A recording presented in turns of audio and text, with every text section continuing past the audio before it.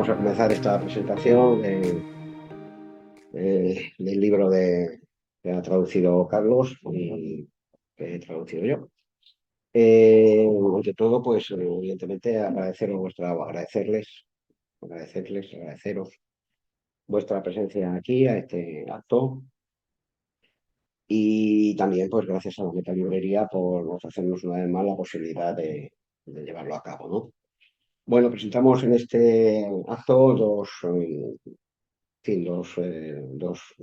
ediciones, ¿no? Hechas por Alianza. Por un lado, el cómic que ha traducido Carlos Javier, ilustraciones de Isa Pitón y la traducción suya. Y luego, pues, la reciente traducción de eh, dos libros, los dos libros que faltaban, digamos, de la edición de la filosofía de la redención de Philip Mailander, ¿no? ¿No? Realismo, idealismo y ensayo sobre filosofía política. Bueno, yo creo que la importancia de estas publicaciones es mucha, ¿no? Porque demuestra hasta qué punto el pesimismo filosófico no ha podido ser erradicado y goza de buena salud, a pesar de los improperios y las persecuciones intelectuales, sobre todo, a veces reales, ¿eh? En el caso de Hesías fue real, que ha recibido esta teoría desde Hesías de Cirene hasta Cheorán, ¿no? Y la verdad es que es natural que sea así, porque en ninguna época ha faltado la convulsión, el conflicto, la desesperanza, y tampoco en ninguna época han faltado el filósofo o la filósofa pesimista que han hecho frente a las angustias de su momento histórico con su desengañada y valiente reflexión. La prueba es que con toda modestia nosotros mismos estamos aquí tratando de dar modestamente, ¿no?, respuesta con nuestras traducciones y trabajos a los acuciantes problemas que afrontan nuestro tiempo, procurando actualizar y poner al día el mensaje del pesimismo filosófico, adecuándolo a los turbios tiempos que corren. Tenía aquí una serie de reflexiones sobre el libro que ha traducido Carlos, pero como está él, pues será él el que hable, por tanto, no, evidentemente no voy a ocupar tu puesto, pues no sabía muy bien el formato que le íbamos a dar y paso, por tanto, directamente a los libros que yo presento, ¿no? Bueno, estos dos libros, editados ahora por la Alianza magníficamente, a mí las portadas me parecen pues, maravillosas, cuando las vi por ver, ahora ya me he acostumbrado, pero cuando la vi me parecieron tan maravillosas como la de la antología de la filosofía de la redención, pues completan un proyecto que iniciamos Carlos, Javier y yo hace ya 14 años. Yo venía trabajando en este asunto desde el 2006, ¿no? Pero cuando ya tomó cuerpo, ¿no?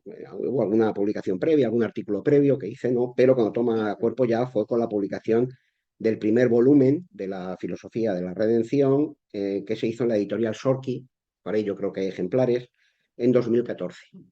Luego, Alianza continuó la saga publicando una amplia antología del libro de Sorki.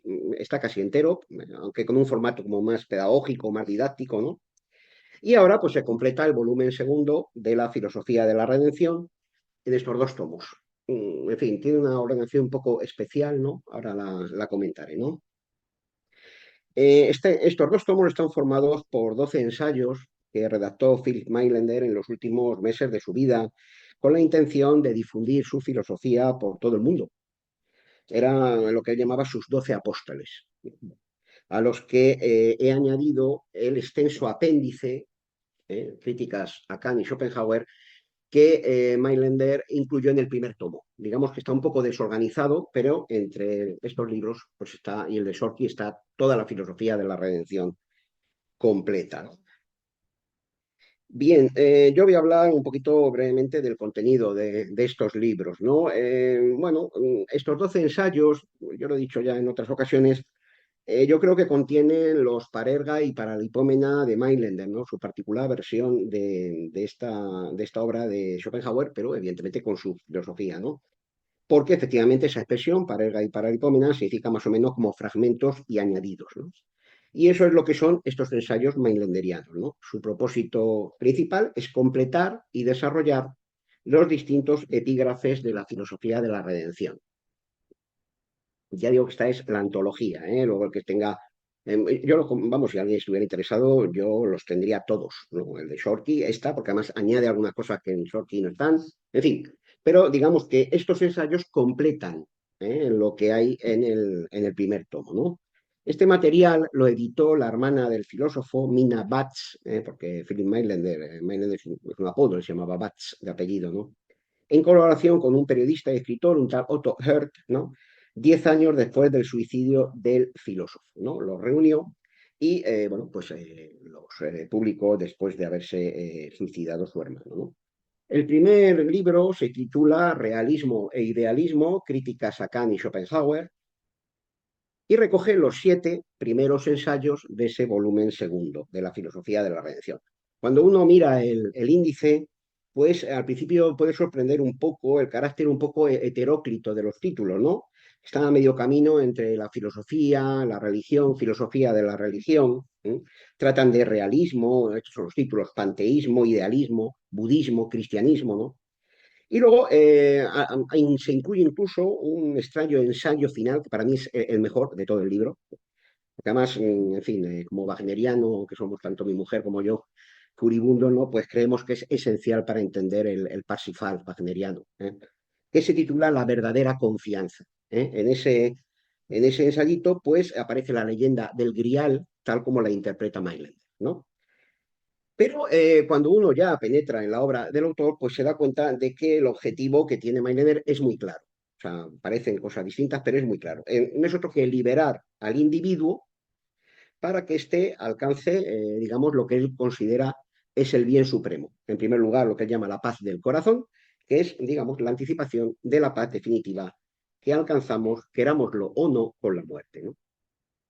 En efecto, la filosofía de Mailander gira en torno a una palabra central. Esto es algo que he ido descubriendo con el tiempo, ¿eh? Yo mismo he ido evolucionando en el estudio del autor, que es la palabra paz, ¿no? El reposo absoluto, ¿no? Según Mailander, Dios ha muerto. Esta expresión ya imagino que los que estáis interesados en este autor sabéis que evidentemente hay antecedentes, siempre lo mismo, en Jean Paul, en Hegel, ya lo sabemos, pero en donde la lee Nietzsche directamente en el año 1876 es en Mailander, en concreto en la filosofía de la redención, que la lee, como veremos luego, en Sorrento, ¿no? Y luego él la incorpora pues, unos años después. Quiero recordar que aparece por vez primera en la Gaia Ciencia como eco de esta expresión mailenderiana. Para Mailander, Dios ha muerto en sentido literal. Es decir, decidió autoaniquilarse para lograr la paz y así eludir el tremendo desasosiego, el tremendo hastío al que le condenaba su eterna e infinita soledad. Bien, a partir de entonces, pues todos los seres buscan esa misma paz que Dios se dio a sí mismo y por eso terminan muriendo. ¿Vale? Bien, claro, esto es el motivo por el que Mailander intenta de alguna manera salvar al individuo, manteniendo lo que yo he denominado en alguna ocasión una especie de nominalismo pesimista, ¿no? Porque él rechaza cualquier tipo de divinidad situada antes, sobre o en el mundo. ¿Eh? Por tanto, rechaza tanto el teísmo como el panteísmo. Él considera que si existe Dios o cualquier otro tipo de principio eterno o universal, puede ser Dios, pero puede ser también la voluntad de Schopenhauer, puede ser lo inconsciente de Edward von Hartmann, ¿no?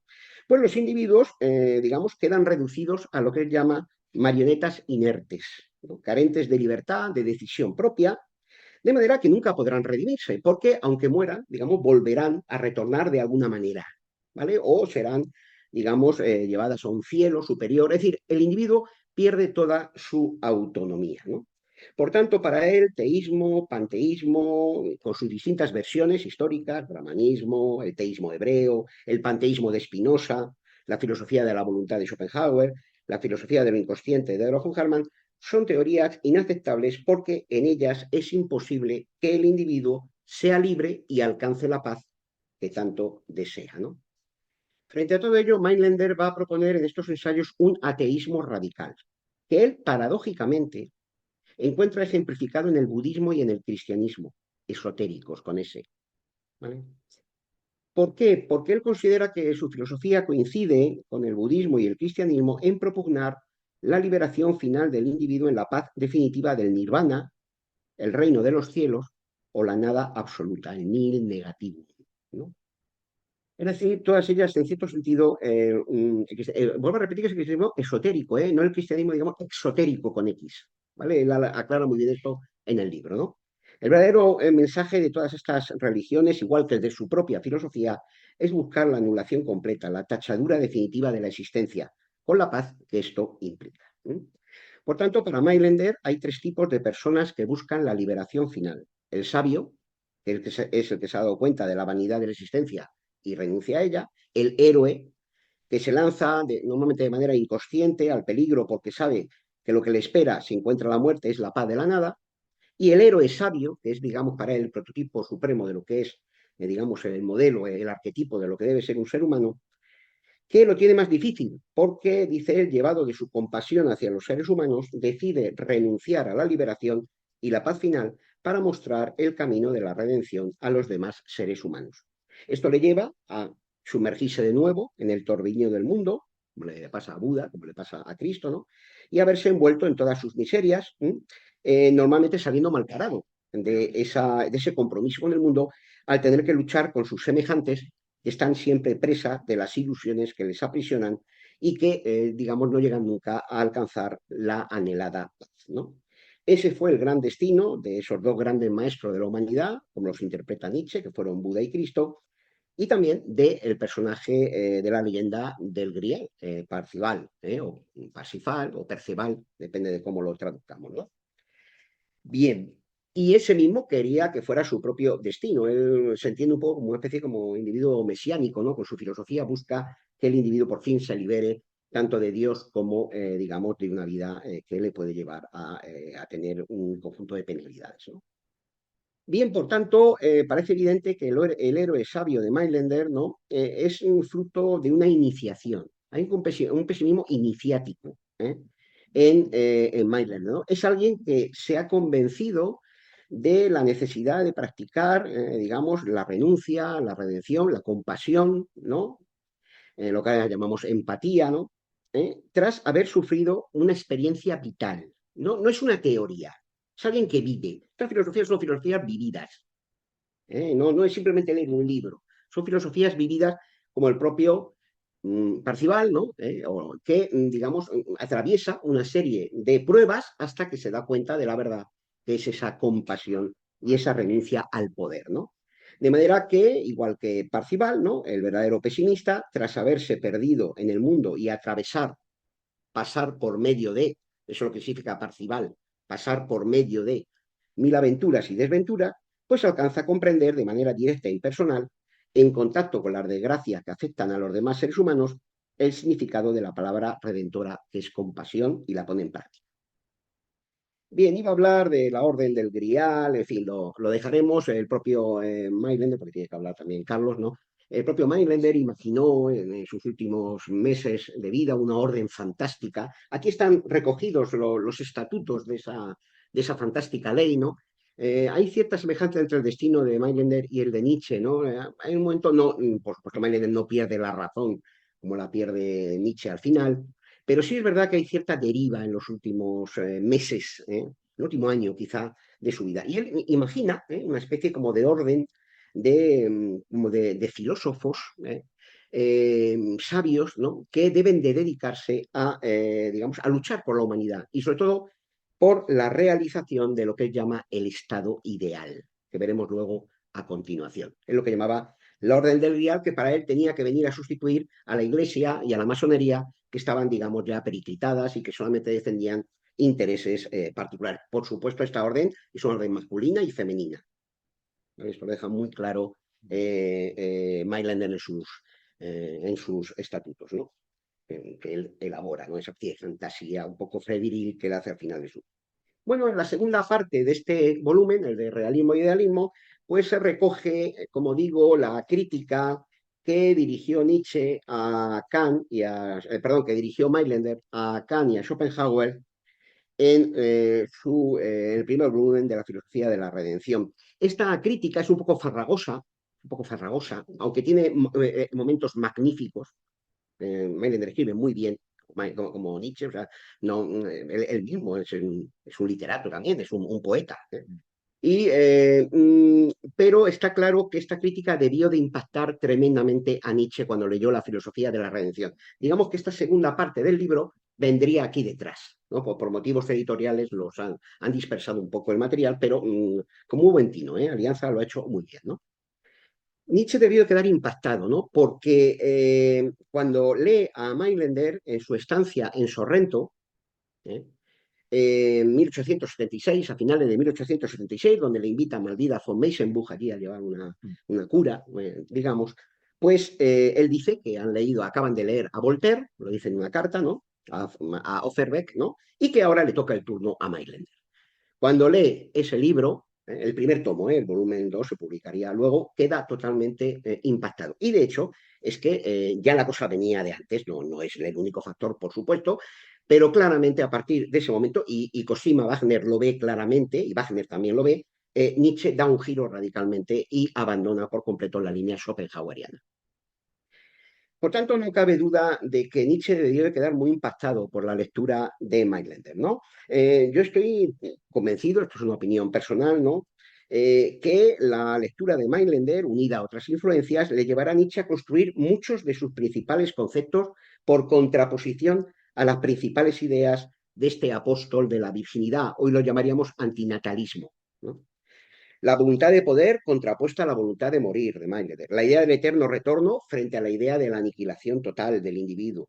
La crítica al Estado y su espíritu cosmopolita frente al concepto del Estado ideal de Mailander, ¿no? La propuesta de una estética de la creatividad en Nietzsche frente a una estética de la contemplación en Mailander, ¿no?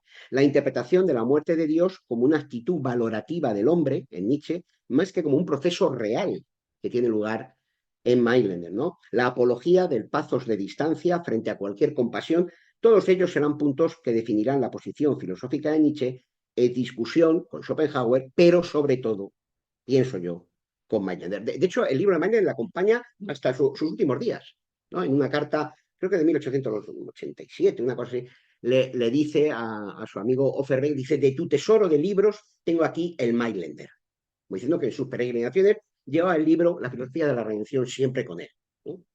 Como si fuera algo a lo que hay que atacar constantemente, ¿no? Bueno, paso con esto al segundo libro titulado Ensayos sobre la filosofía política y otros textos póstumos, ¿no? Que contiene la segunda parte del segundo volumen de la filosofía de la redención, es decir, el resto de los ensayos, ¿no? Bueno, hay una serie de escritos políticos, que es de lo que voy a hablar ahora, también una serie de pensamientos aforísticos sobre distintos temas, estética, política, metafísica. Hay una sátira científica muy interesante de la teoría de la evolución. Y luego hay una detallada crítica de la filosofía de lo inconsciente de Edward von Hartmann, en la que él aprovecha para exponer muchas de sus ideas, de la cual Alianza ha hecho una edición, una selección de textos muy interesante que se publicó en 2022 por primera vez, digamos, bueno, hay una, en fin, hay algunos fragmentos, pero por vez primera se publicó en castellano, pues ya digo, en 2022, esta filosofía del inconsciente de Edward von Hartmann, ¿no? Y Mailander la critica aquí muy duramente. Bueno, yo aquí solamente me voy a centrar en lo que son los escritos sociales, los escritos políticos de Mailander, ¿no? La primera parte es el socialismo teórico. Ese ensayo ya estaba traducido aquí, pero lo he vuelto a revisar, he corregido algunas cosas y ahora está, digamos, yo pienso que bastante mejor, ¿vale? Y luego, bueno, en ese texto, el socialismo teórico plantea la cuestión social, como se llamaba en la época, como uno de los problemas que más amenaza la paz de nuestro tiempo y defiende como solución el comunismo. Él no distingue nunca bien entre comunismo y socialismo, ¿eh? ¿Vale? Pero él habla de comunismo, ¿no? Y el amor libre, ¿vale? Luego hay tres discursos dirigidos a los trabajadores alemanes, en los que se apoya en Platón, Fichte y Lassalle, ¿no? Nunca menciona a Marx, no lo ha leído, no, en fin. Haciendo hincapié en la educación como un factor clave para resolver la situación obrera mejor que una revolución violenta, aunque él dice que si la educación no funciona, la revolución se va a producir sí o sí, ¿vale? Pero ahora veremos, él considera que es mejor digamos, esa solución de la educación, digamos, ¿no? Porque él piensa que como toda acción es egoísta y se deriva de un motivo, la ética de Mailand es una ética egoísta, lo que importa es que tanto capitalistas como trabajadores transformen su egoísmo natural en lo que él llama un egoísmo depurado.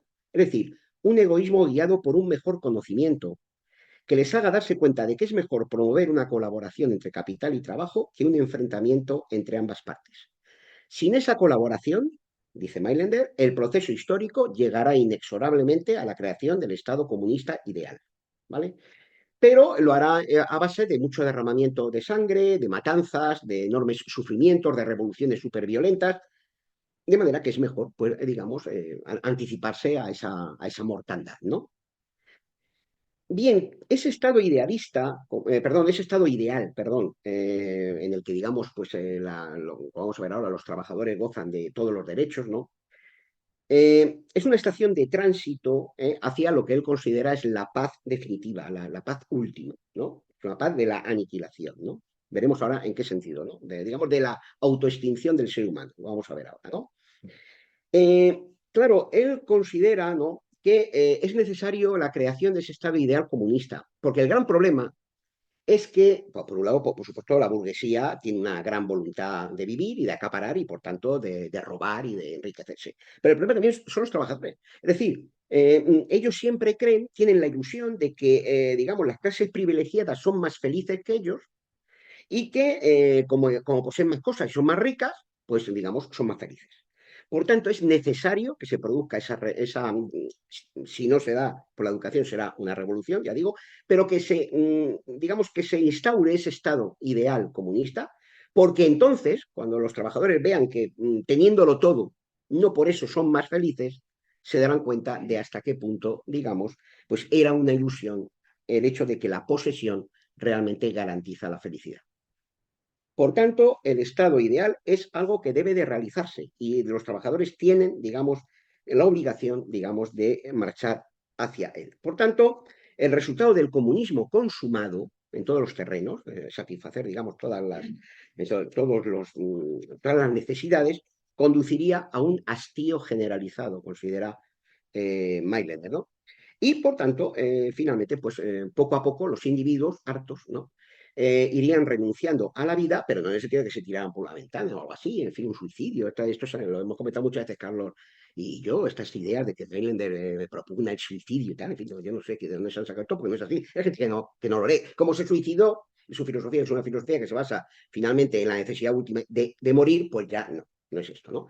Pero sí es verdad que desengañados los seres humanos comenzarían a no tener hijos, que es lo que va pasando siempre que una civilización avanza. ¿Vale? La gente critica mucho el pesimismo, pero luego en su vida lo practica. Sí, los vemos con las mascotas por todos los lados, que los pesimistas. No tienen hijos, tienen mascotas, por ejemplo, ¿no? Hablan de la solidaridad y tal. Todo eso es pesimismo puro y duro. Que luego, pues no, en fin, luego dicen que no. Pues, mira, me temo, muchas de las cosas que hacemos coinciden con estas tesis, ¿no? Por tanto, irían practicando el antinatalismo y poco a poco se iría produciendo, digamos, pues una extinción pacífica de la humanidad. Como veis, algo muy diferente a las tesis de Nietzsche, ¿no? Bien, una cosa interesante, voy a ir acabando ya.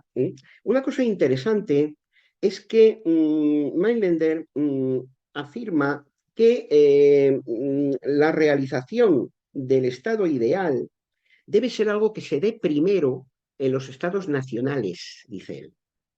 Lo cual contradice las tesis que había en la época del internacionalismo y que ha habido siempre del internacionalismo del movimiento obrero.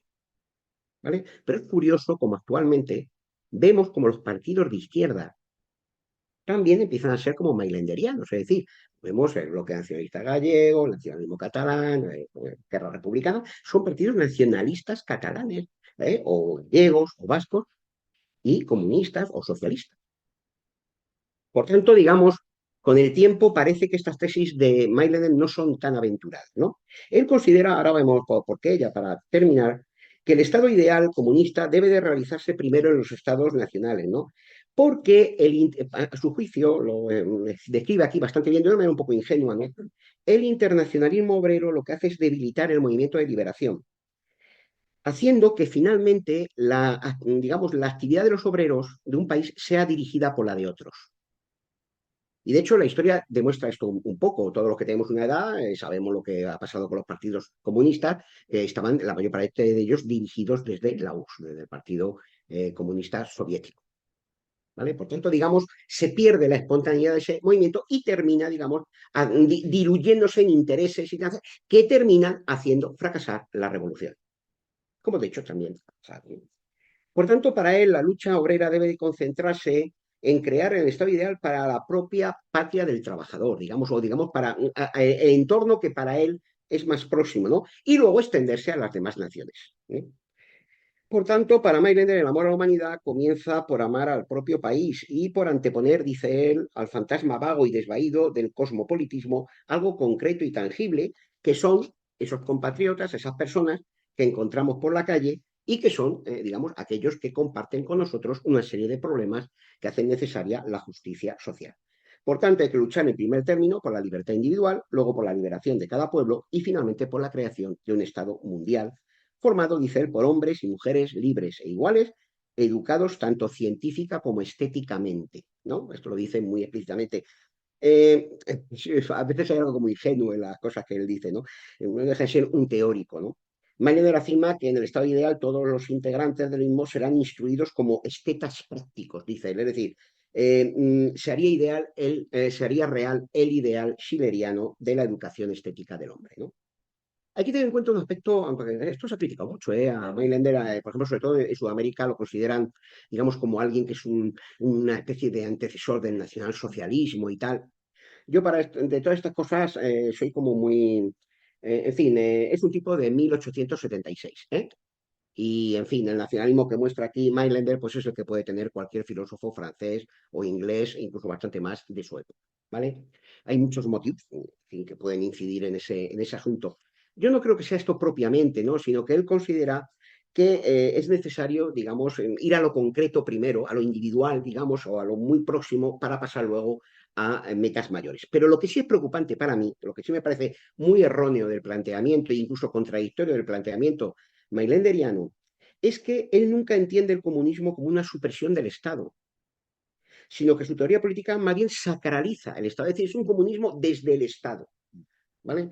Y claro, esto en el fondo, bueno, puede parecer bien o puede parecer mal, a mí evidentemente me parece mal, me parece fatal, pero es que además es contradictorio con su teoría de que el individuo debe de, digamos, liberarse de cualquier factor opresivo exterior, el primero Dios, ¿no?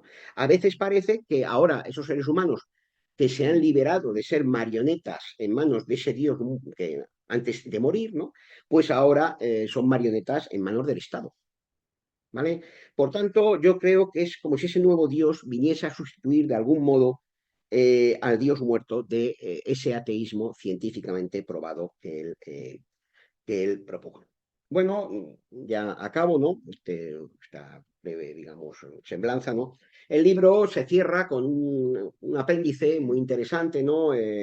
Un biográfico en el que Walter Rauschenberger, que es un estudioso de la época, unas décadas posterior a Mailander, pues recoge los últimos días del filósofo a partir de las cartas que dirigió a su hermana Mina y algunas anotaciones postreras antes del suicidio. Algunas son de un día o dos antes del suicidio de Mailander. La sensación que suscita cuando uno lee esas cartas es que fueron redactadas por una persona frágil, emocionalmente inestable, que prácticamente ha decidido arrojar la toalla de la vida, ¿no?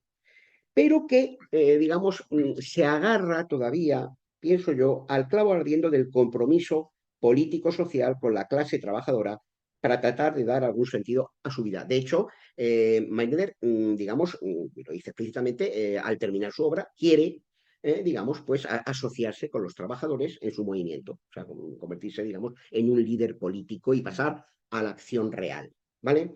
Pero sabemos que tuvo muchos problemas, en realidad es un burgués, ¿no? Como la mayor parte de los teóricos del comunismo y del socialismo son burgueses, esa es la realidad, ¿no? Y tiene un encontronazo fuerte con su hermana, que en fin considera que eso sería ponerse, bajar al nivel, digamos, de las clases más bajas, etcétera. En fin, parece que no tuvo fácil lo de dar ese salto, tampoco parece que, digamos, le hiciera mucha falta, mucho peso para ya, digamos, abandonar la existencia, de manera que decide de manera brusca poner fin a su vida, ¿no? No sabemos qué habría pasado si Mindlander no se hubiera suicidado y hubiese dado el salto a la acción política. Yo, mi idea personal es que como nos ha pasado a tantos, ¿eh? Ya llevamos un tiempo en este planeta y hemos visto ya cuántos políticos habremos visto, los que tenemos una edad ya. ¿Cuántos habremos visto? Esto muchas veces lo comento.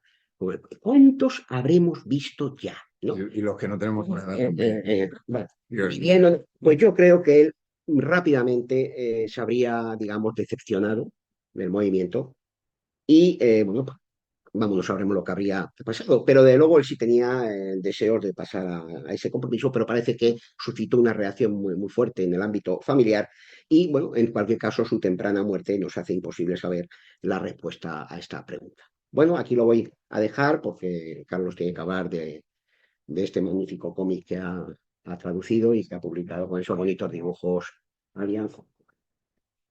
Muchas Gracias gracias. por tenerlo aquí. Tengo aquí unas preguntas, luego si da tiempo para Bueno, un debatirlas con aplauso a Manuel, Carlos. si no... Gracias. Gracias. Gracias. Bueno, gracias Manuel. Para mí siempre es un honor hablar al lado de Manuel, porque es quien, y además digo al lado con toda la intención del mundo, porque es él quien me ha permitido estar al lado. Y no todos los maestros te permiten estar al lado. Hay muchos maestros que te exigen estar abajo. Y Manuel lo que hace desde el principio es ponerte a su lado. Y esto hay que valorarlo en alguien que sabe tanto. Y yo le conocí cuando yo era más pipiolín todavía, que tenía Bueno, yo. hombre, Tengo 38, 20, con sigue 20. más joven, ¿no? Pero sigue más o menos igual. Bueno, con muchas más, unas más mayor, pero sí, en fin. Con el mismo ánimo o más. Sí, bueno, intento. Siempre se agradece que un maestro se ponga a tu lado. Yo es lo que intento hacer con mis estudiantes y yo creo que es lo que deberíamos de hacer en general los docentes. Bueno, he traducido este texto del francés, ya no sé ni en qué idiomas leo a Schopenhauer, porque parece, o sea, como me lo sé de memoria, como nos lo Mm, sabemos de memoria ya, bueno, en fin, me lo propusieron desde Alianza y lo traduje este verano con mucho cariño, con mucha ilusión. Y bueno, yo venía a contar sobre todo por qué leer a Schopenhauer y por qué particularmente a partir de este cómic, que puede ser una puerta muy atractiva para acceder a un pensador que muchas veces, porque el mundo común de representación, son estos dos tomos. No he podido traer la edición de Alianza, aunque es la misma traducción, que es la de Aramayo, es la que está publicada. Esta ya, de hecho, ya no se edita esta, que es la del Fondo de sí, la Cultura letra de la mezcla. y Círculo de Lectores. Son estos dos volúmenes. El segundo, que es este, se publicó en 1844 y el primero, la primera edición del Mundo de la Interrepresentación, sale entre 1818 a finales y principios de 1819. De hecho, lleva fecha de 1819, aunque salió al mercado editorial en 1818 a finales. Y Schopenhauer llegó a ver una tercera edición año y medio antes de morir, en 1858, él muere en 1860, y deja bueno, pues todo un bagaje Mm, pesimista, todo un bagaje filosófico que van a recoger autores como Philip Meinander, Edward von Harman, Julius Bansen, todos los autores a los que Manuel ha traducido y ha estudiado, y por supuesto Nietzsche, Freud, Thomas Mann, Pío Baroja, si nos venimos a nuestras letras, Emilia Pardo Bazán, bueno, toda una serie de autores, de autoras que están leyendo, releyendo, pensando y repensando a Schopenhauer constantemente. Y digamos que no es solo en realidad el padre del pesimismo moderno, también es el padre de una manera muy determinada de hacer filosofía, que es tomarse por primera vez en serio la cuestión del cuerpo. Porque a lo largo de la filosofía, el cuerpo, lo que ha ocurrido tradicionalmente es que se le condena. Ya pero no en Platón, que nos solemos ir siempre a la tradición más o menos occidental, pero si nos vamos también a la tradición Vedanta, a la tradición más puramente oriental, también vemos cómo el cuerpo, de alguna forma, queda condenado, queda puesto entre paréntesis porque de lo que hay que ocuparse es de algo que trasciende la propia corporalidad. Y Schopenhauer lo que hace precisamente es partir de los cuerpos, y hablo en plural con toda la intención del mundo, sabiendo que es desde los cuerpos desde donde vivimos. Y desde donde sentimos, y desde donde nos emocionamos, desde donde sentimos alegría, pena, dolor, sobre todo dolor. Y este es el gozne desde el que yo comienzo, y creo que voy a contarlo en términos personales para intentar engancharos a Schopenhauer, la lectura de Schopenhauer, sea en este cómic, sea en el mundo de representación.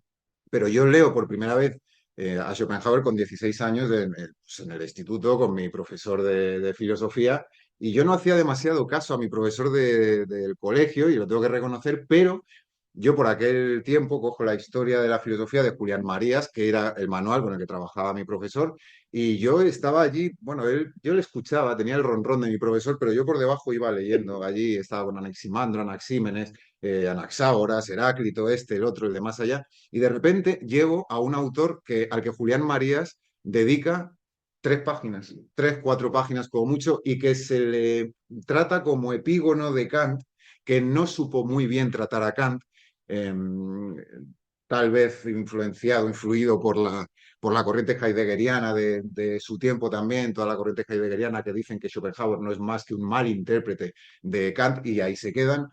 Claro, a mí todo esto me chirrió mucho con 16 años, sobre todo cuando leo el comienzo del capítulo 49 del segundo volumen del Mundo con Representación. Y aquí, que se llama El orden de la salvación, dice Schopenhauer, una de sus sentencias que todos los lectores y lectoras de Schopenhauer conocemos, que es que solo existe en alemán dice angeborenen Irrtum, que es un error innato.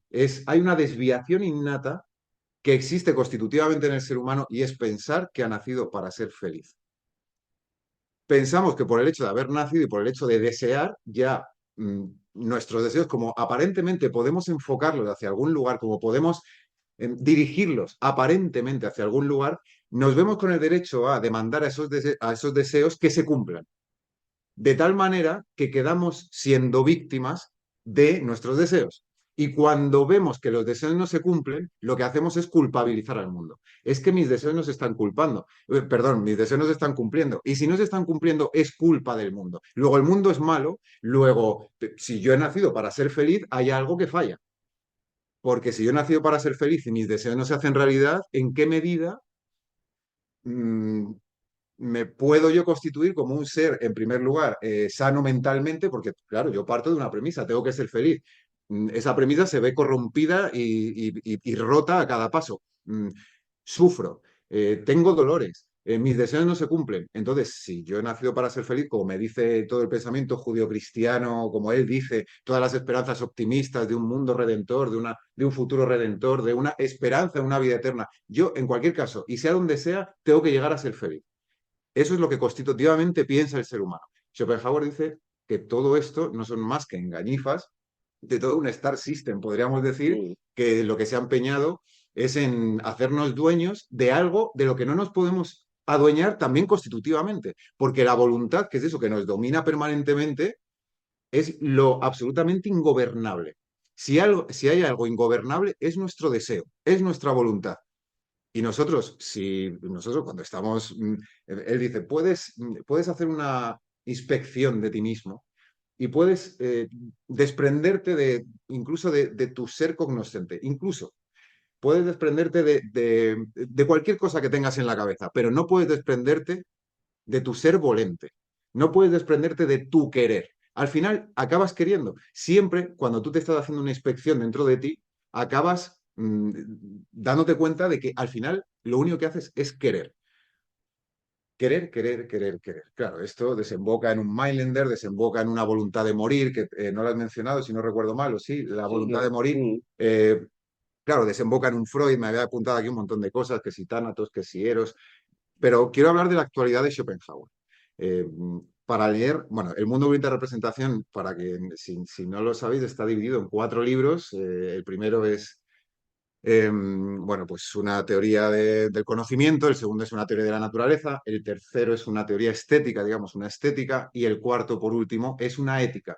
Entonces, él va desentrañando un camino, dos están trenzados desde el punto de vista de la representación, desde la Vorstellung, como dice el título, y los otros 2 libros desde el punto de vista de la voluntad.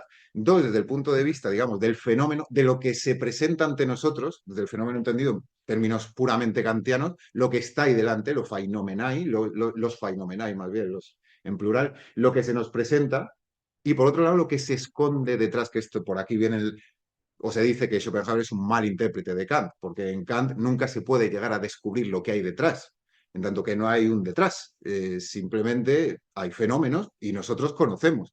Y nuestra manera de conocer es conocer a través y a partir de fenómenos. Que luego postulemos una razón práctica, un Dios, una inmortalidad del alma, es otra cosa. Pero Schopenhauer da un paso más allá y dice, yo veo el mundo como un jeroglífico, dice él literalmente, y yo lo que tengo que hacer es interpretar el mundo, interpretar las piezas del mundo de tal manera que todo eso cobre un sentido unitario y que yo desentrañe lo que hay detrás de ese fenómeno, porque el fenómeno solo es, y aquí recurre al pensamiento oriental, al pensamiento hindú, nosotros vemos y conocemos el mundo solo en tanto que es lo que hay delante de un velo de malla, como dicen los hindúes. Nosotros tenemos, o más bien nosotros tenemos un velo delante que no nos permite ver la realidad tal y como es en sí misma. Dice Schopenhauer, vale, yo a lo mejor no puedo llegar a conocerla a través de mis instrumentos cognitivos, cognoscitivos, como dice él, no cognitivos que diríamos hoy, pero sí puedo, sí tengo, él utiliza la palabra alemana Schlüssel, que es muy paradigmática, que significa desde apertura a llave, a algo que abre. En cualquier caso, algo que abre. Es una clave de bóveda que abre lo que es incognoscible en principio, que es la voluntad, que es eso que nos está haciendo querer permanentemente. Y él dice, nosotros tenemos la clave para comprender el en sí de la realidad. ¿Cuál es esa clave? Y aquí retomo lo que acabo de, con lo que empecé. Es nuestro cuerpo. Nuestro cuerpo es la clave interpretativa para saber lo que es la cosa en sí. Y la cosa en sí, él dice, bueno, todo este, bueno, en el cómic y en todas estas 1.200 o 1.400 páginas, lo que hace al final es desentrañar nuestro ser, seres deseantes. Somos máquinas deseantes y por eso quería traerlo al presente este libro. Yo creo que no habría autor más eficaz para curar y curarnos a nosotros, que no me gusta el paternalismo aquí, a nuestros adolescentes de este querer constante y de esta en términos psicológicos de aparición del deseo y la gratificación constante que se dan, que leer a Schopenhauer. O sea, Schopenhauer cura en este sentido, en tanto que, claro, nos hace ver que estamos metidos en una vorágine, en una dinámica insaciable absolutamente.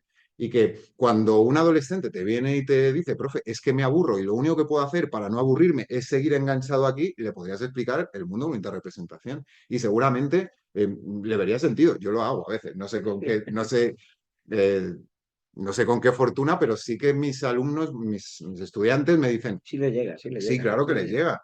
Claro que luego se ponen otra vez con el móvil, Sí, evidentemente, pero los adultos también nos ponemos con el móvil. Y de hecho eso es lo que tiene la voluntad. Vale, yo lo voy a dejar, me voy a poner incluso las horas de uso, lo que le he usado. Buah, me he pasado un 30% más de uso esta semana. Vale, esta semana lo intento. Vale, lo dejo ahí, pero el deseo te está llamando todo el rato. La voluntad schopenhaueriana te está llamando todo el rato a un deseo y otro y otro. Y esto ayer releía un que tiene que ver en realidad con este Weisse-Kelt, con este héroe sabio del que habla Mailänder. Hay algo que me gusta mucho que dice Schopenhauer. Yo no voy a hablar mucho, porque además por si hay dudas o comentarios entre todos. Una preguntita. Pues es que le llevé a Radio Nacional la semana pasada y ahora me quiere a mí fulminar a preguntas. No, hombre, no, es para que hablemos. Eh, Hay algo que dice Schopenhauer que me gusta mucho. Cuando está hablando al final, en los parágrafos finales 57 a 59 del mundo de la interrepresentación del primer volumen. Esto lo escribe Schopenhauer, hay que decirlo, entre los 28 y los 30 años, la versión definitiva, lo publica con 30 años. Él nace en 1788, lo publica en 1818, tiene 30 años cuando publica esta barbaridad que revolucionó la historia del pensamiento. 30 años.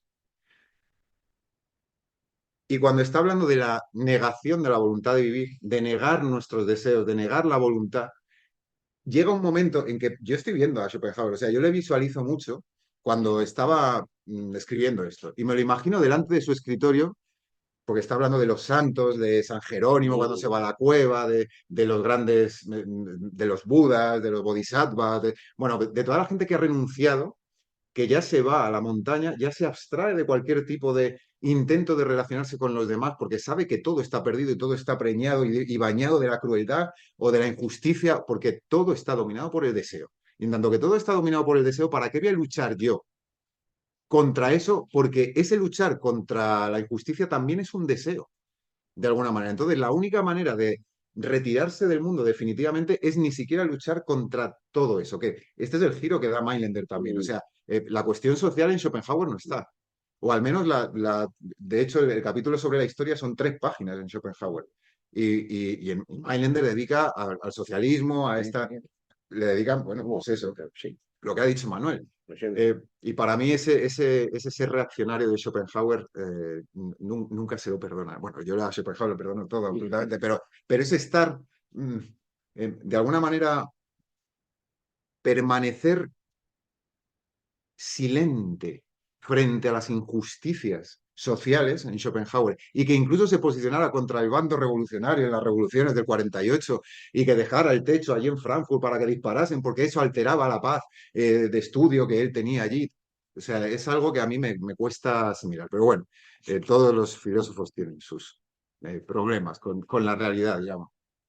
Bueno, no he dicho lo que me llamaba la atención. Yo imagino a Schopenhauer en su escritorio hablando de todos estos ascetas, de todas estas personas que deciden retirarse de la vida, y llega un momento en que dice Schopenhauer, y sin embargo, todas estas personas tienen que seguir luchando permanentemente y atentos frente al imperio de la voluntad. Porque en cuanto le des, es como el espíritu de Hegel. Siempre está a la vuelta de la esquina. Bueno, pues la voluntad de Schopenhauer también está a la vuelta de la esquina. O sea, tú puedes ser un sannyasi indio, tú puedes ser San Jerónimo y estar en la cueva con la serpiente y el león y con quien quieras. Pero si tú te despistas un instante, el deseo vuelve a atraparte. El deseo vuelve a seducirte con sus garras. El deseo, bueno, y esto de San Jerónimo, de hecho, describe estos, y bueno, y San Francisco de Asís y tantos santos, que luchando permanentemente contra Schopenhauer lo llama así, el demonio de la voluptuosidad.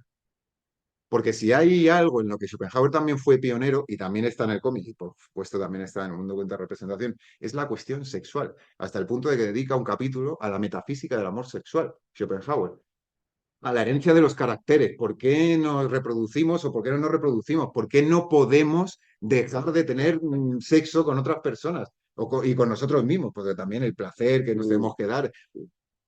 Es el primer filósofo que en realidad se toma el cuerpo en serio. Y hay que pensar el cuerpo, porque pensamos desde un cuerpo y sentimos desde un cuerpo. Bueno, y no sé si lo tengo aquí o si me lo he señalado, no sé dónde lo tengo, pero bueno, en fin, como lo tengo en la cabeza no pasa nada. Al final la conclusión de Schopenhauer, ¿cuál es? Que no vence en la vida quien conquista el mundo. Es decir, la figura del vencedor no es Napoleón, no es el dictador norcoreano actual, no es Putin, no es una gran figura, no es Alejandro Magno siquiera. Ese no es el que vence en el mundo. El que vence en el mundo, dice Schopenhauer, es el que se sobrepone al mundo. El que estando el mundo ahí, con todos los deseos, con todas las tribulaciones, con todos los dolores, pero también con todos los placeres, también todas las alegrías, es el que se atreve a decirle no. Esto para mí ha llegado a ser irrelevante. Y es irrelevante porque sé que me introduce en una cadena absolutamente voraz que además me está consumiendo a mí mientras yo la estoy consumiendo a ella. Y aquí voy a la actualidad de Schopenhauer.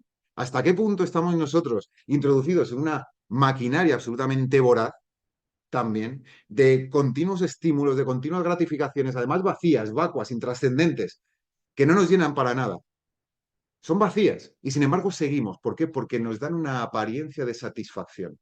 Y dice Schopenhauer, quien se crea, quien piense que la voluntad va a tener alguna vez una satisfacción definitiva, está equivocado. Ni siquiera, y aquí podríamos poner a dialogar a Schopenhauer y a Mailänder, ni siquiera el suicida, y esto lo sabéis quienes habéis leído a Schopenhauer, ni siquiera el suicida vence al mundo. Todo lo contrario, el suicida no es más que un producto de la voluntad. Porque si por algo está o por algo decide el suicida llevar a cabo el acto del suicidio, es porque está descontento con las condiciones en las que se da su vida. Es decir, es su voluntad la que le está manipulando para que se dé cuenta de que sus deseos no están satisfechos. Si yo me di cuenta de que mis deseos no están satisfechos, quiero acabar con una vida que para mí es insatisfactoria. Luego el suicidio, aunque esto está muy bien por parte de Schopenhauer también. Esto lo hace en el segundo libro, es decir, en 1844. Dice, evidentemente yo no voy a justificar el suicidio ni nunca lo justificaré, pero lo que sí voy a hacer, y lo dice así tal cual, hay razones hondas, inhóspitas, absolutamente inencontrables muchas veces en el corazón, en lo más hondo del corazón humano, que no podemos desenterrar. Es decir, yo cuando estoy hablando con una persona o cuando intento entender a una persona que se ha suicidado, seguro que hay secretos en su corazón que yo no he podido mm, escrutar, que yo no he podido conocer. Entonces siempre le da una oportunidad a, bueno, es que a lo mejor, bueno, pues tenía sus razones para hacerlo. En fin, también traer a Schopenhauer por el tema del suicidio. Es un profesor, es un autor que no escatima a la hora de afrontar la vida en sus aspectos más escabrosos. El suicidio, bueno, el egoísmo. He mencionado antes a Freud, el tánatos. Aquí, de alguna manera, y me da vergüenza decirlo delante de una psicoanalista absolutamente reputada, este tánatos, claro, porque el que está imbuido de la voluntad es un egoísta, dice Schopenhauer, porque el egoísta lo que hace es no darse cuenta, y con esto voy terminando, es no darse cuenta de que todos somos lo mismo, de que todos somos la misma materia que proviene de la misma sustancia, que es la voluntad. Y nuestro cuerpo no es más que un cuerpo sexuado que es producto de la sexualidad que una vez tuvieron nuestros progenitores en el desarrollo, en el ejercicio de la voluntad, de la voluptuosidad. Y por eso, cuántas páginas habla Schopenhauer sobre el pecado original. El pecado original no es otro que la sexualidad, que el hecho de que en dos miradas dos sujetos se han encontrado y hayan encontrado también el fuego del deseo. Y ese fuego del deseo les haya hecho encontrarse también en... hay una frase maravillosa, bueno, Schopenhauer está lleno de citas fantásticas, pero dice que los progenitores cuando se enamora en realidad no ven el amor, lo que ven es el futuro hijo. O sea, lo que están viendo es que tú conmigo te puedes reproducir y tú conmigo también, y ya está. Esto, anda que no tuve yo con una novia cuando yo empezaba a leer Schopenhauer, pero tú estás enamorado de mí por lo que dice Schopenhauer. Claro, es que son cosas, sí, pero no, o sea, no me querrás por la voluntad, porque eres víctima de la voluntad. Y yo le decía, hombre, sí, también, pero además hay otras cosas. En fin, Schopenhauer te puede meter en más de un lío. Y claro, luego está, o sea, el tánatos, ese impulso de destrucción constante, diría Schopenhauer, lo ejerce quien no se da cuenta de que todos somos lo mismo. Entonces yo mato, yo miento, yo ejerzo la crueldad y la injusticia frente al otro porque no me di cuenta de que el otro es lo mismo que yo. O sea, aquí somos todos exactamente lo mismo, somos máquinas deseantes y no sé quién me lo dijo alguna vez, somos animaluchos en busca de cariño. Si es que no somos otra cosa y lo único que buscamos es atencioncita, cariño, miradas cómplices, sonrisas, es lo único que... El problema de esto, dice Schopenhauer, que estamos alimentando una y otra vez. Cada vez que alguien te sonríe y te valida, como dice ahora la psicología moderna, cuando alguien te valida, en realidad lo que está haciendo es dar motivos para que tu voluntad siga enceguecida, que siga para adelante. Ay, una sonrisa. Ay, mira, para adelante. Ay, mira, es que he conseguido complicidad. Entonces tu voluntad se va hinchando, se va pavoneando, y tú vas por el mundo como creyendo que has hecho algo bien y desde el punto de vista humano, en términos pragmáticos, que diría Kant, has hecho cosas bien, pero desde el punto de vista metafísico diría Schopenhauer, te estás hundiendo. Te estás hundiendo en el deseo, más y más y más y más. Y cuanto más te creas, menos estarás sobreponiéndote al mundo y más estarás sucumbiendo al mundo, que no hay más que una voluntad que no se cansa de desear. Bueno, me había apuntado muchísimas cosas por aquí. Eh, bueno, esto lo acabo de decir, las alegrías mienten a los deseos. Cuando nosotros cuando sentimos alguna alegría, porque se ha satisfecho algún deseo, lo que nuestra voluntad, en realidad se escucha la sonrisa de la voluntad por detrás. Sí, Se, carcajada, se, una se escucha la carcajada de la voluntad como, ¿te crees que has satisfecho mis necesidades? Pero voy a seguir pidiéndote una cosa más y otra cosa más y otra cosa más. Es como un látigo infatigable que está ahí mismo dándote, de dándote. capitalista en Sí, esa voluntad, porque totalmente. esa es una cosa que yo creo que no he estudiado, Sí, el ver cómo Schopenhauer elabora ese concepto de la voluntad a partir de ese mundo del comercio, sí. que tanto él como Mike Como conocen muy Mindler, bien, porque sí, no son, en fin, ellos conocen el mundo del capitalismo desde dentro. sí. En fin, son cosas Claro. que ha manejado Capital. Bueno, bueno, Schopenhauer manejaba capital bueno, o sea, Sí, quiero decir, por porque herencia, trabajó en el antiguo, en lo que era los claro, comienzos del Deutsche Bank. y Meilaender era Claro, banquero, o sea, que sabían lo que eran, bueno, y de hecho habla de las garras del capital directamente, la filosofía de la sí, redención, sí, Meilander, el más terrible de los el, tiranos. el más terrible de los tiranos. Y bueno, simplemente alguna cosa más. Dice Schopenhauer, la auténtica emancipación lo es del deseo. Y esto sería muy interesante también transmitírselo a nuestros chavales, pero también a nosotros mismos. Porque en muchas ocasiones les decimos a ellos, no, es que tienes que dejar el móvil, tienes que dejar esta máquina y centrarte en otras cosas. Vale, pero ellos te pueden decir muy perfectamente, dame otros estímulos. Vale, tú me quitas el móvil, tú me quitas esas gratificaciones constantes, pero entonces, ¿qué Motívame, me das? Claro, motívame. motívame. Entonces, que eso es una dinámica schopenhaueriana que Schopenhauer seguramente cuestionaría, porque le está retirando unos motivos para darle otros, pero quizá, no sé, o sea, no sé, es que cuanto más discute, es que es imposible salir de Schopenhauer, en realidad.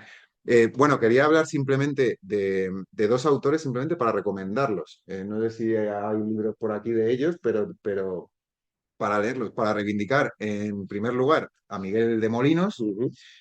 Miguel Molinos, se suele poner la preposición siempre, Miguel de Molinos, que es uno de nuestros místicos y menos leídos y más desconocidos en su guía espiritual, que él habla de una nihilificación directamente, y esto lo dice en Román Paladino, vaya, o sea, en español del siglo XVII, eh, que hay que nihilificar el yo, que hay que vaciarse, y esto me recuerda mucho a Simone Weil, cuando Simone Weil está hablando de que, esto es precioso de Simone Weil, que Dios para crear el mundo, Dios se tuvo que retirar del mundo, porque Dios era todo.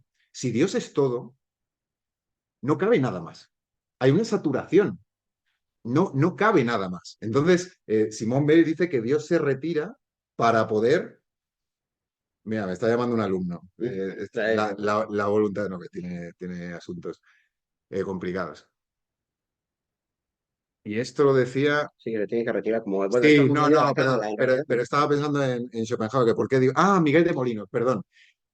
Para Miguel de Molinos dice que tenemos que vaciar el yo para llenarlo de Dios. Él, bueno, es un cristianismo bastante heterodoxo, Bueno, muy heterodoxo, claro. fue condenado, fue juzgado, estuvo prisionero. No sé Sí. incluso si muere en la prisión, no me acuerdo. Y por otra Siempre se habla parte, de Bruno, pero nunca de Bruno. sí, bueno, ¿y cuántas veces menciona Schopenhauer a Giordano Bruno también? Como uno de los que Mm, murió en nombre de la defensa del conocimiento ujú. y del ateísmo, del auténtico ateísmo. Bueno, y por una parte Miguel de Molinos y por otra parte al Meister Eckhart, maestro Eckhart, que están publicados sus sermones en una editorial que se llama Los 40 y él habla de una filosofía del desasimiento, no de filosofía, habla de una manera de estar en el mundo que esté presidida por el desasimiento de qué? Del yo. Hay que desasirse del yo, porque, y esto es de donde toma Schopenhauer muchas cosas también, allá donde vayamos, y esto está muy bien relacionarlo con, tengo que desconectar, me tengo que ir de vacaciones, me voy Sí, al sí. Caribe, me voy, sí, pues el maestro Eckhart dice, allá donde vayas, te acompañará tu leidige Selbst, tu fastidioso y penoso yo allá donde vayas. Así que tú verás lo que haces, te puedes ir donde quieras, de vacaciones, a un retiro espiritual o cultural, pero allá donde vayas va a ir acompañado tuyo. ¿Cómo te desprendas de él? Pues depende de ti. Y aquí hay bastantes opciones para hacer frente a esto. Y bueno, frente a los youtubers, que me lo había apuntado aquí, de eres tu propia empresa, si quieres, puedes. Es que esto de yados, claro, los adolescentes, los que somos profes, estamos acostumbrados a escuchar todos los días esto de hoy me ha venido, y con esto termino, ¿eh? Esto simplemente, ¿hasta qué punto el látigo schopenhaueriano está incrustado en la cabeza y en el ánimo de los chavales? Y me viene y me pregunta, segundo de diversificación, es decir, cuarto de la ESO, 15, 16 años. Me viene y me dice, profe, he escuchado hallados que quien es pobre es porque quiere. Y que me tengo que levantar a las 5 de la mañana a hacer no sé qué cuántos fit, o sea, ejercicio, y que tengo que, o sea, tengo que tener un cuerpo perfecto y que, bueno, pero que a él le llamaba mucho la atención que estaba en su poder absolutamente, y además es un chaval en unas condiciones un poco complicadas, difíciles en términos familiares, en términos económicos, por todas partes, donde lo veas. Claro, si a ti te dan el látigo schopenhaueriano, más que el látigo, la fusta, para darte a ti mismo. Y te dicen, desde esa situación complicada, yo soy de Carabanchel y doy clase en un colegio de Carabanchel. Eh, la culpa es tuya si no llegas a ser quien tú quieres ser. Y lo que dice Yados literalmente es que, bueno, él, aunque se esté grabando, pero es que lo dice así, me cago en los mileuristas. O sea, es que esto lo dice así. Y la gente que gana poco es porque no se... Claro, lo que está haciendo este Yados en realidad es ejercer la voluntad schopenhaueriana. O sea, lo que está haciendo es darte todo el instrumental schopenhaueriano para que seas tú quien se autoinflige el castigo por una parte y además para que estés permanentemente, o más bien estés inconscientemente por una parte y además incansablemente dándole al látigo. Y un deseo, y otro deseo. Y cuando seas millonario te quedará el deseo de ser otra cosa, y cuando seas otra cosa te quedará el deseo de ser otra cosa. Pero nunca dejes de desear. Porque si no te sientes vacío. ¿Y qué nos está ocurriendo también a los adultos? Que cuando, y esto lo dice Schopenhauer, y esto, si me permitís, voy a terminar con la lectura de esto. Me lo había apuntado a ver dónde está. Eh, un momentín, por favor, si no os importa. Aquí, 464. Lo llevo, es que he estado releyendo. Ah, no te preocupes. Gracias, Manuel. Cuatro, sí. Ah, no, del primer volumen, perdón, sí. Y lo que dice Schopenhauer es que tú te puedes retirar de cualquier deseo, puedes dejar de desear en particular algo, lo que sea, pero que al final quedará el ciego apremio, el apremio desnudo, es decir, la voluntad sola, o sea, un afán de desear, un afán de desear por desear, aunque no desees nada, pero deseas.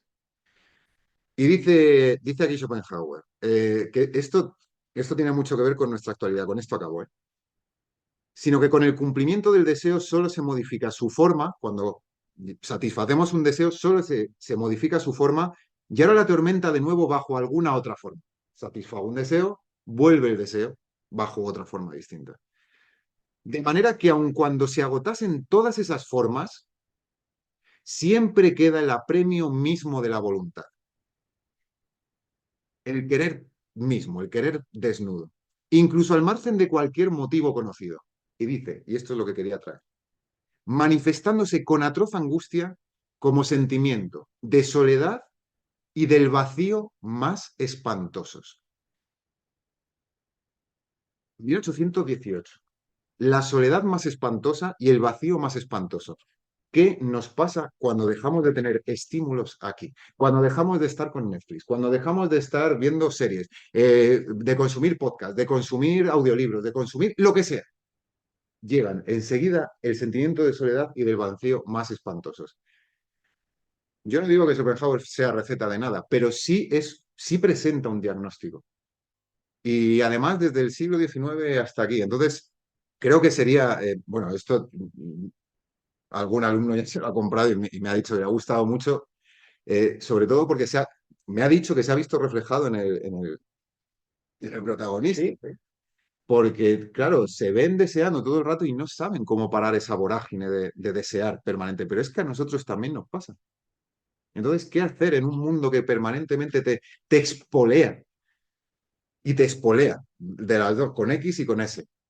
Te espolea y te expolea a base de deseos. ¿Cómo detener eso cuando tú sales a la calle y hay una dársena, todo está lleno de llamadas al deseo? Entonces, creo que esta es la actualidad de Schopenhauer. Me apunté aquí porque ayer me fui hacía un poco de tiempo raro para San Isidro y me fui a leer toda la tarde a Schopenhauer. Estuve leyendo toda la tarde a Schopenhauer. Pues no sé, y me apunté aquí muchas cosas. En fin, las garras del deseo. Yo, si tuviese que poner un titular, la película que sí, es verdad, una mala de Antena 3 el fin de semana, las garras del deseo.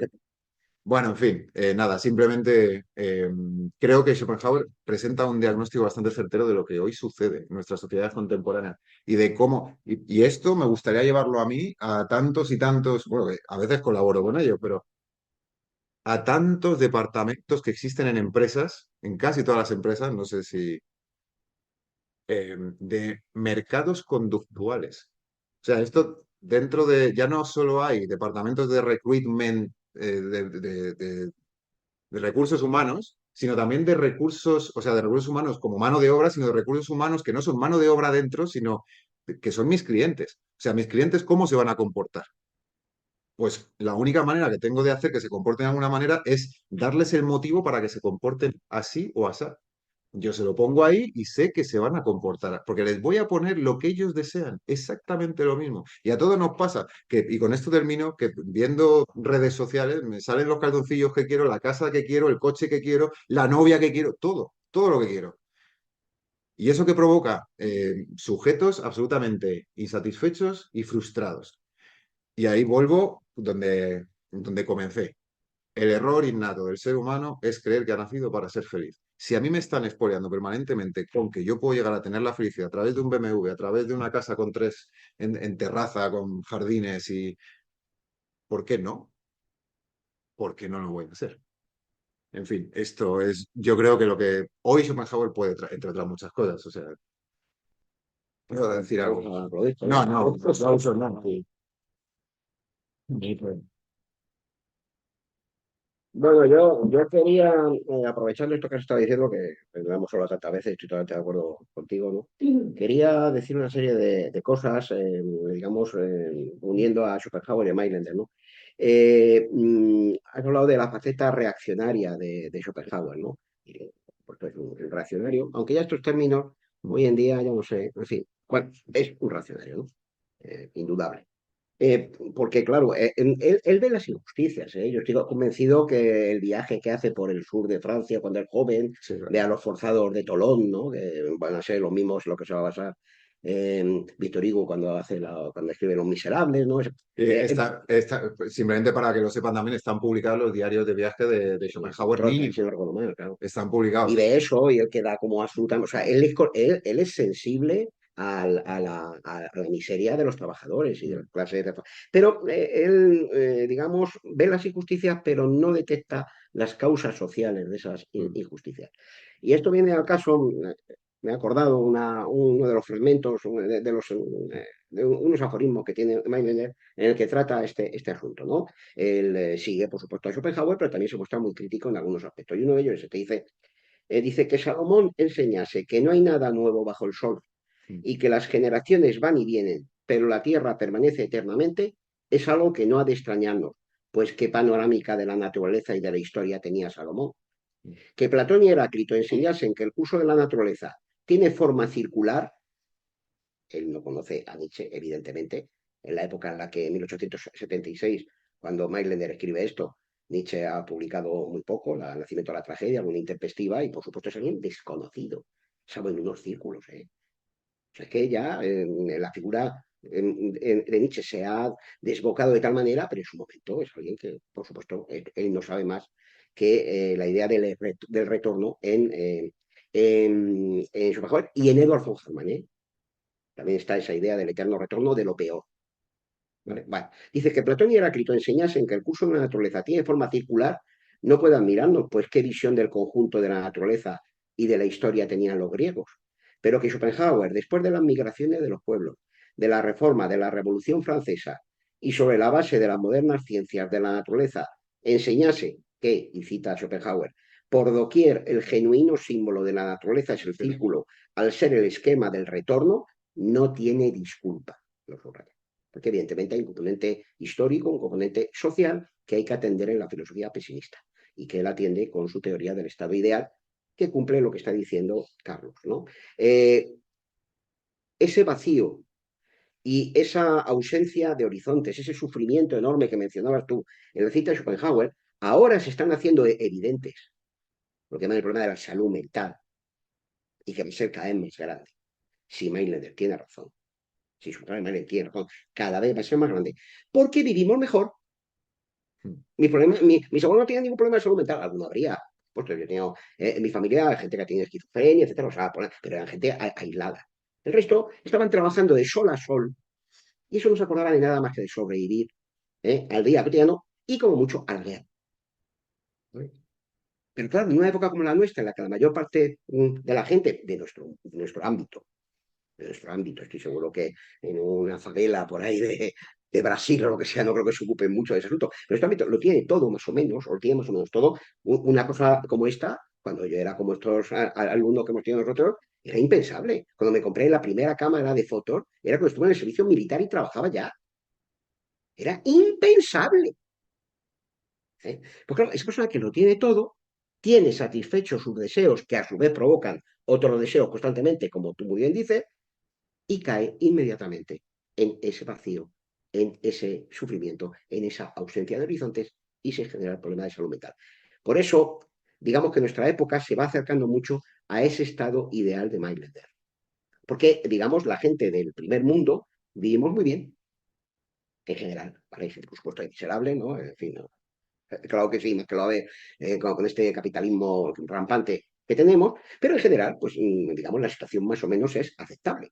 Con lo cual, digamos, el individuo tiene más o menos todo lo que desea, como estos youtubers y tal, que están constantemente acicateando ese deseo, pero claro, cuando se enfrenta a que ese deseo conduce a otro y otro a otro y tal, al final lo que hay es ese vacío, esa ausencia completa de referentes. Por tanto, cuanto mejor vaya la civilización, diría un Mailänder, lo digo yo, ¿eh? Cuando mejor, cuantas más satisfechas tengan las necesidades de los individuos, más vacíos estarán y más desgraciados serán.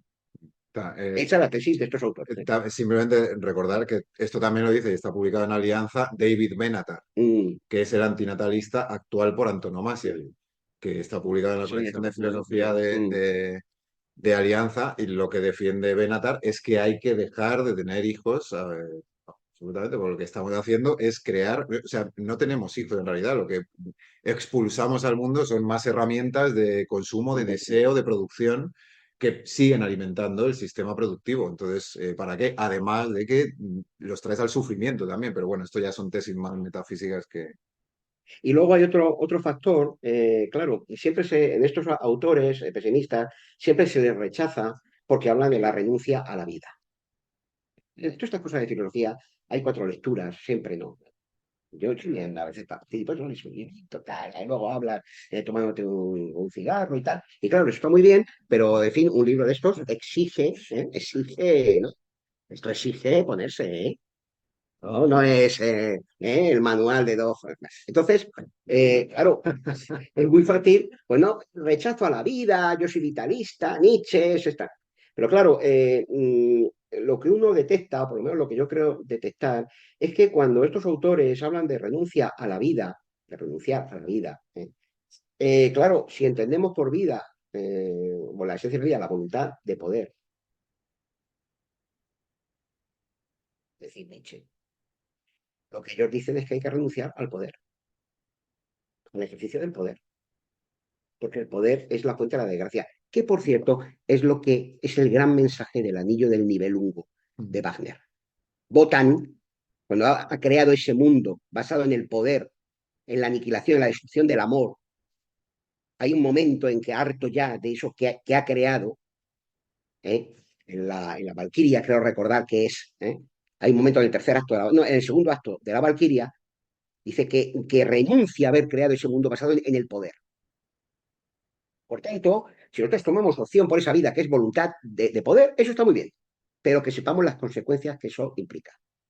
Y esas consecuencias las hemos tenido la gente, ya tenemos cierta edad, bueno, hemos visto cómo esa filosofía basada en la voluntad de poder fue el credo ateo que tenían la mayor parte de los grandes yuppies que a comienzos, a finales del 20 y comienzos del 21 hicieron sus grandes fortunas en las grandes bolsas. Porque ellos eran muy poderosos y por tanto el débil, ¿no? El rebaño, me hacía gracia ahora cuando la pandemia, cómo hablaban de inmunidad de rebaño, el rebaño, cuando la palabra técnica es inmunidad de grupo. Quieren un rebaño, ¿vale? Y ese rebaño es el que el pastor nietzscheano pastorea, porque él tiene una voluntad de poder y crea grandes, ¿no? En fin, grandes ilusiones, ¿no? Grandes simulacros encaminados a aumentar el poder. Pero ¿qué pasa con aquellos que están debajo? Ya decía Edward von Hartmann, una crítica que tiene a Nietzsche hacia 1903, una cosa así, en la que cuando ya Nietzsche empieza a ser muy conocido en toda Europa y su estrella, la de Edward von Hartmann, comienza a declinar, que ese tipo de pensamiento es un pensamiento de tiranos, de gente que basa su poder en la mentira. Que la mentira es buena, es algo que es algo útil, la mentira exalta, la vida es mejor que la verdad. En este sentido, por tanto, yo creo que nos habla siempre de la renuncia a la vida, muy bien, criticarlo, rechazarlo, considerar que eso no es así, yo soy nietzscheano, todo eso. Yo he sido nietzscheano casi toda mi vida, pero nietzscheano curioso. Y de hecho, es que cada cosa que sale de Nietzsche la compro, etcétera, ¿no? En fin, sigo leyendo, etcétera, ¿no? Pero ya, por decirlo, igual que él se curó de Schopenhauer y de Wagner, yo me he curado. Yo me he curado de Nietzsche. Entonces no querrán curarse, ¿no? Y uno de los motivos de esa cura es que he creído detectar que nuestros autores hablan de renuncia a la vida, etcétera. No quiere decir que uno se, en fin, ¿no? Schopenhauer vivía bien, ¿no? Le gustaba ir a la ópera, ¿no? En fin, ¿no? Le gustaba, pues, comer bien, etcétera, ¿no?